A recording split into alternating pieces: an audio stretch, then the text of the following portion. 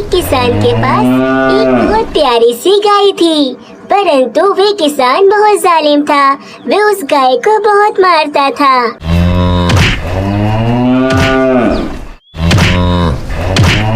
किसान पूरा दिन उस गाय का दूध निकालता रहता था और फिर भी उस गाय को बहुत मारा करता था।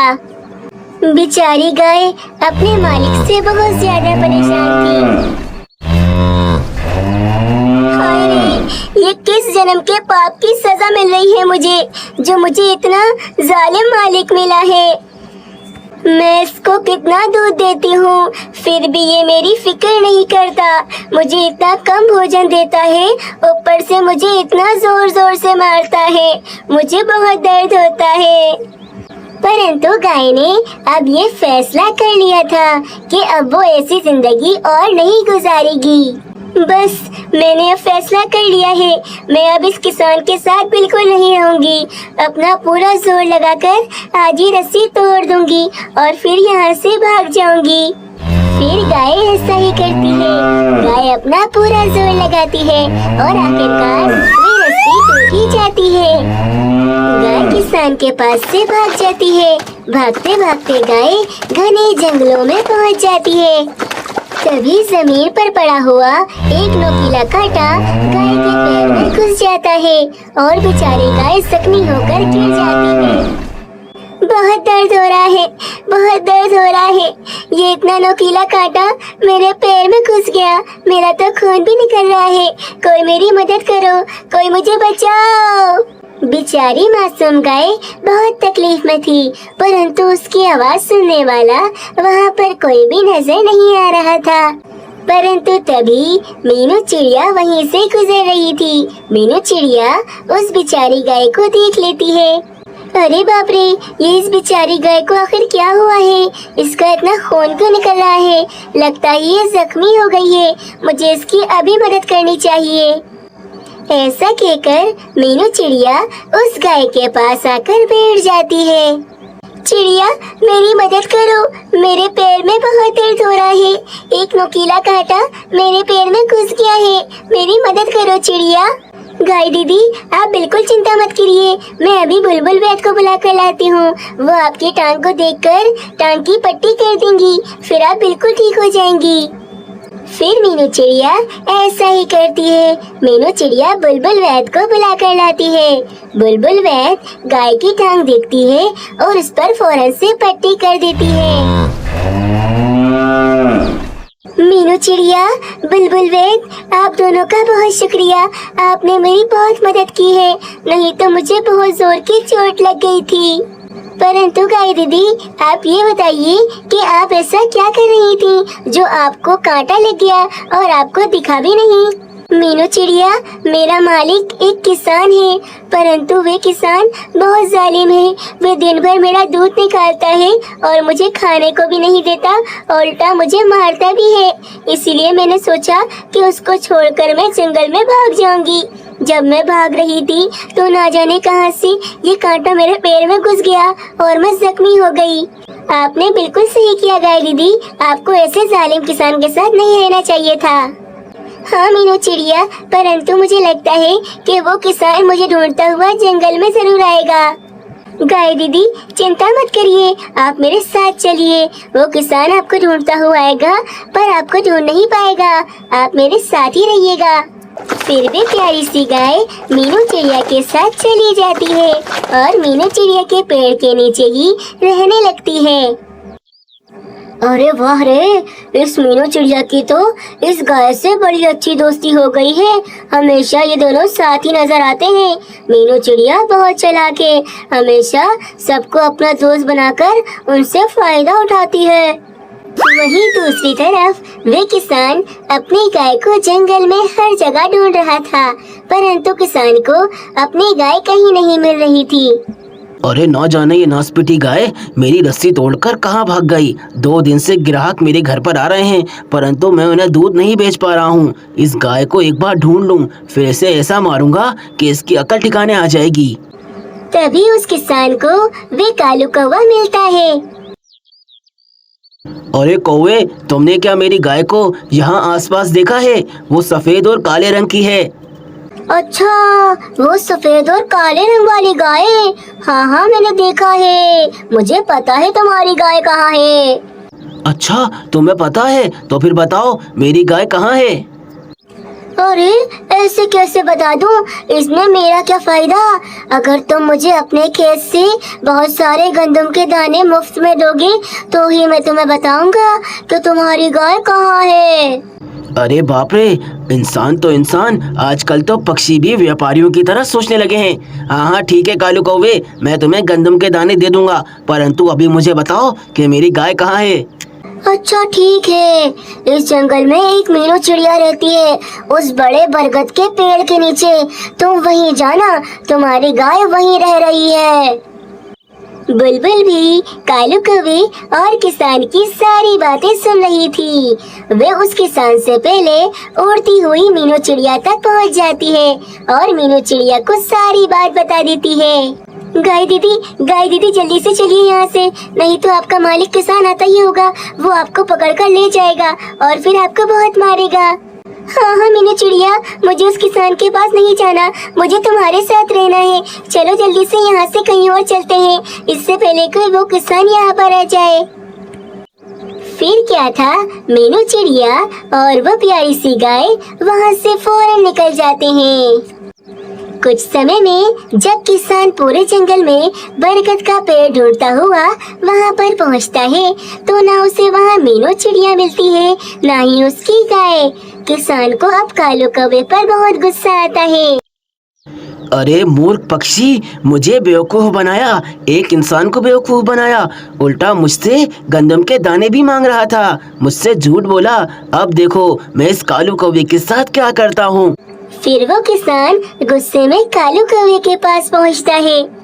अरे क्या हुआ किसान, मिल गई ना तुम्हारी गाय? अब चलो, मुझे गंदम के दाने दे दो। हाँ हाँ मेरे दोस्त, तुम्हारी वजह से ही तो मुझे मेरी गाय मिली है। चलो मेरे साथ, मैं तुम्हें गंदम के दाने देता हूँ। फिर कालू कौवा किसान के साथ साथ उसके घर की तरफ जा रहा होता है, परंतु घर पहुंचते ही किसान कालू कौवे को एक पिंजरे में बंद कर देता है।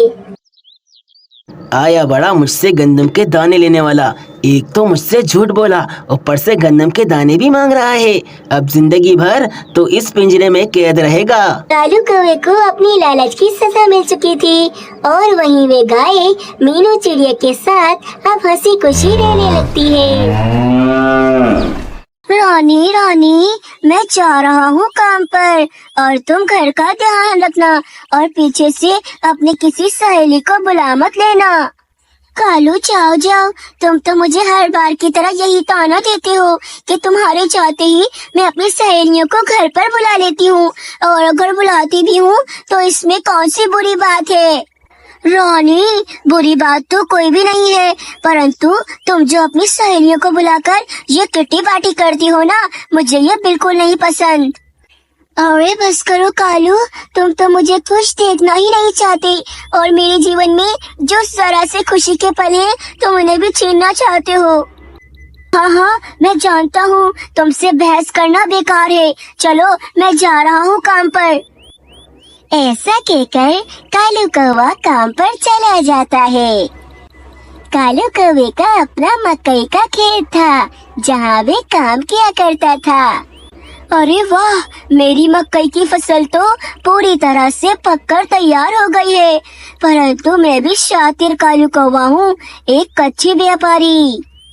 जब सभी पक्षियों के पास उनकी मकई खत्म हो जाएगी तब मैं अपनी मकई को ज्यादा दाम करके पक्षियों को बेचूंगा। कालू कौवा मकई का व्यापार करता था।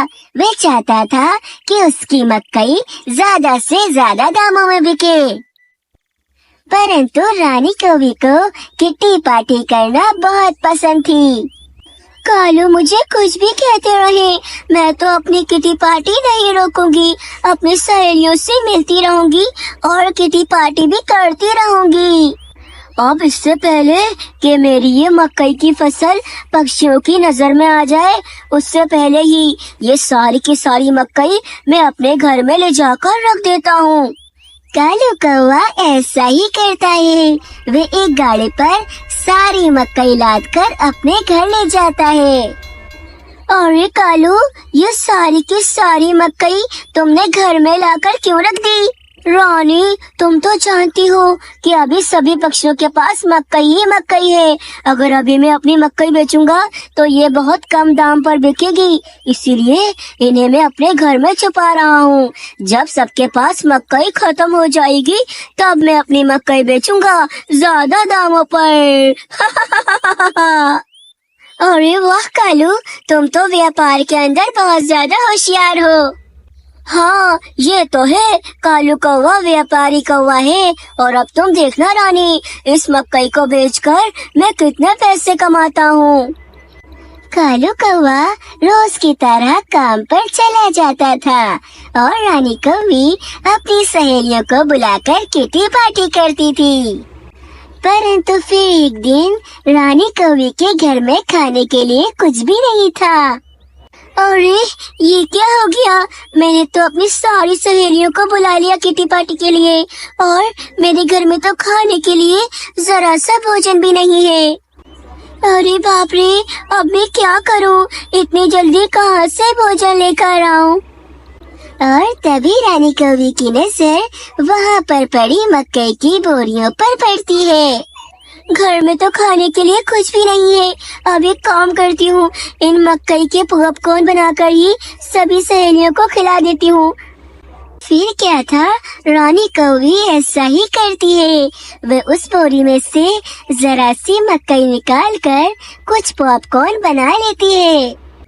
फिर रानी कौवी बड़े ही मजे से अपनी सभी सहेलियों को वे पॉपकॉर्न खिलाती है। अरे वाह रानी कौवी, ये पॉपकॉर्न तो बहुत ज्यादा स्वादिष्ट है। ऐसा लगता है बिल्कुल ताजी मकई से बनाए गए हैं। हाँ, मैंने पॉपकॉर्न एकदम ताजी मकई से बनाए हैं। मेरे कालू का अपना मकई का खेत है, वहीं से हम मकई तोड़ कर लाते हैं। अरे वाह रानी दीदी, ये तो बहुत अच्छी बात है, तभी तो ये पॉपकॉर्न इतने ज्यादा स्वादिष्ट हैं। अब आप रोज ही हमें ऐसे पॉपकॉर्न बनाकर खिलाइएगा। रानी कौवी को अपनी तारीफ सुनना बहुत पसंद थी और वे चिड़िया से अपनी तारीफ सुनकर बहुत खुश हो जाती है। अब क्या था, कालू कौवा रोज काम पर चला जाता था और पीछे से रानी कौवी अपनी तमाम सहेलियों को जमा कर कर किटी पार्टी देती थी और सभी को स्वादिष्ट पॉपकॉर्न खिलाती थी। ऐसे धीरे धीरे कर कर कालू कौवे की मकई की सारी बोरियां खत्म हो रही थीं। फिर एक दिन कालू कौवे को एक व्यापारी मिलता है। अरे भाई कालू कौवे, मैंने सुना है तुम्हारे पास काफी ज्यादा मकई की बोरियां हैं। मैं तुमसे अच्छे दाम पे खरीदने को तैयार हूँ। तुम चाहो तो मुझे वो मकई की बोरियां बेच दो। अरे तुम्हें ये बात कैसे पता चली कि मेरे पास मकई की बोरियां हैं? हाँ, मेरे पास मकई की बोरियां हैं तो, परंतु मैं उन्हें अभी नहीं बेचना चाहता। जब सबके पास मकई खत्म हो जाएगी तब मैं अपनी मकई की बोरियों के दाम बढ़ा कर बेचूंगा। अरे वाह कालू कौवे, तुम तो बहुत ज्यादा शातिर व्यापारी हो। मैं तो तुम्हें हल्का फुल्का व्यापारी समझता था। ऐसा नहीं है दोस्त, कालू कौवा व्यापार में सबसे आगे है। कालू कौवा सोच रहा था कि उसकी मकई की बोरियां सलामत है, परंतु रानी कौवी रोज सभी को किटी पार्टी दे देकर अपनी मकई की बोरियां तो खत्म कर चुकी थी। फिर कुछ दिनों बाद जब जंगल के अंदर मकई खत्म हो जाती है तो मकई के दाम भी बढ़ जाते हैं और कालू कौवा सोचता है कि अपनी मकई बेचने का यही सही समय है। अरे वाह, यही सही समय है अपनी मकई बेचने का। पूरे जंगल में मकई की फसलें खत्म हो चुकी हैं। अब मैं अपनी मकई आराम से अपने मुंह मांगे दामों पे बेच सकता हूँ। फिर कालू कौवा ऐसा सोचकर रानी के पास आता है और वे देखता है कि उसके घर में मकई की एक भी बोरी नहीं है। अरे रानी, ये मकई की सारी बोरियां कहाँ गई? मैंने तुम्हारे सामने घर में मकई की बोरियां लाकर रखी थी। कालू, घर में खाने के लिए जरा भी अच्छा भोजन नहीं होता और तुम तो जानते हो कि मैं रोज किटी पार्टी करती हूँ। इसीलिए रोज रोज किटी पार्टी कर कर मैंने उन मकई के पॉपकॉर्न बनाकर अपनी सहेलियों को खिला दिए और सारी की सारी मकई की बोरियां खत्म हो गई। अरे क्या, अरे मूर्ख कवि, तुमने ये क्या किया? मेरी सारी मेहनत मिट्टी में मिला दी और अपनी सहेलियों को उनके पॉपकॉर्न बनाकर खिला दिए। मैंने कितनी मेहनत से वो मकई लगाई थी। मैं तो अमीर होना चाहता था, पर तुमने मेरे सारे ख्वाबों पर पानी फेर दिया। हाय रे, कैसी पत्नी मिली है मुझे। कालू, मैं क्या करूं? मुझे तो किटी पार्टी ही करनी होती है। तो प्यारे दोस्तों, इस कहानी से प्रेरणा मिलती है कि हमें ज्यादा लालच नहीं करनी चाहिए। जितना मिल रहा है उसमें ही खुश रहना चाहिए।